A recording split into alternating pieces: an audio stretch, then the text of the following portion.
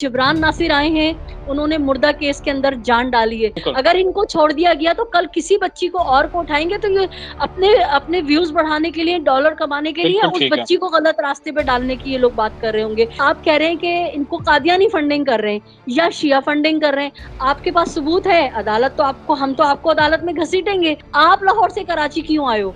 आपको कौन फंड कर रहा है?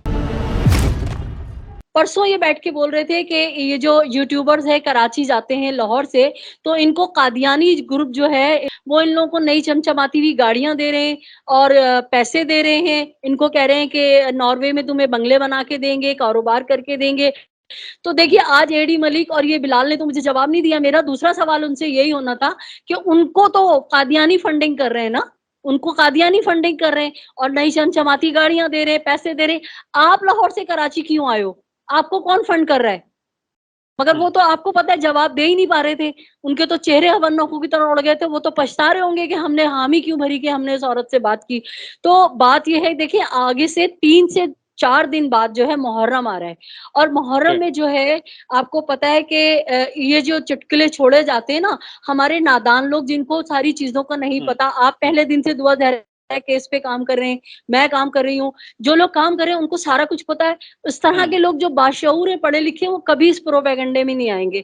लेकिन ट्रू। ये अब इनका जो पैंतरा है, अब ये बताएँ कि मैंने सवाल करना था कि आप कह रहे हैं कि इनको कादियानी फंडिंग कर रहे हैं या शिया फंडिंग कर रहे हैं। आपके पास सबूत है, अदालत तो आपको हम तो आपको अदालत में घसीटेंगे। मैंने तो जिब्रान नासिर से पक्का वादा लिया है कि सर जज़ा और सज़ा अल्लाह ने बनाई है।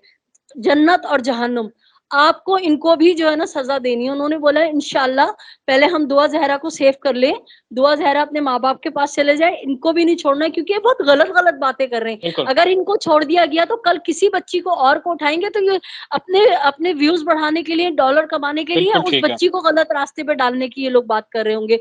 तो ये शैला रज़ा हुँ, के जो दुश्मन हो रहे हैं, वो सिर्फ़ इस बेसिस पे हो रहे हैं कि आगे मुहर्रम आ रहा है, हम इसको शिया सुन्नी का रंग दे देंगे। मैं शैला रज़ा के ठीक है। बारे में आपको बताऊँ, शैला रज़ा हुँ, हमेशा मैं क्योंकि बिल्कुल फ्रंट पे नहीं आती हूँ क्योंकि मैं छोटी-सी रिपोर्टर हूँ, लेकिन मैं हर प्रोग्राम में हर जगह होती ज़रूर हूँ। शैला रज़ा के हुँ, साथ कम से कम मैं 6 साल थे, मैंने उनकी जितनी भी उन्होंने प्रोटेस्ट किए, जितने भी बच्चियों के लिए काम किए, मैं कवरेज में हुँ, होती हूँ। ख़ासकर हुँ, आपने देखा होगा कायदे-आज़म के मज़ार पे कुछ लोग जो हैं इस गलत काम के लिए मज़ार का जो कब्र वाला हिस्सा था वो इस काम के लिए किराए पे देते थे।